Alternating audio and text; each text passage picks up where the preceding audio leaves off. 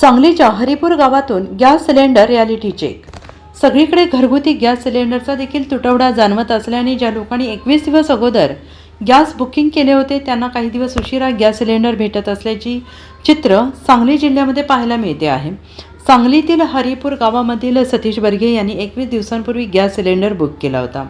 मात्र बर्गे यांना 30 दिवसानंतर सिलेंडर भेटला, त्यामुळे काही प्रमाणात घरगुती गॅस सिलेंडरचा तुटवडा असल्यामुळे काही दिवस उशिरा ग्रामीण भागात सिलेंडर मिळत असल्याचे चित्र दिसून येत आहे।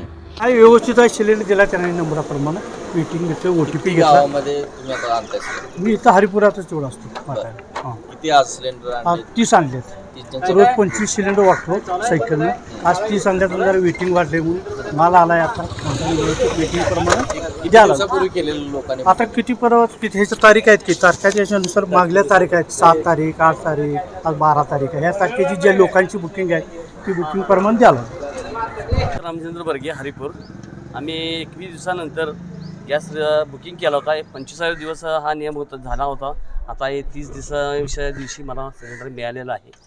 अगदी OTP घेऊन सवरून ह्या गोष्टी क्लिअर मला 30व्या दिवशी सिलेंडर मिळाला। लेट मिळत जरा थोडं लेट, हां अगोदर व्यवस्थित 21 दिवस मिळत होता, आता जरा लेट होणार आहे की जरा हे आम्हाला जर भासलं टंचाई तर आम्ही वेळेच्या अगोदर वेळेबरोबर आम्ही वेटिंग केल्यामुळं आम्हाला 30व्या दिवशी सिलेंडर मिळालेला आहे। त्यामुळे वितरणाच्या बाबतीत काय आपली तक्रार नाही। Bureau report SBN Marathi Sangli.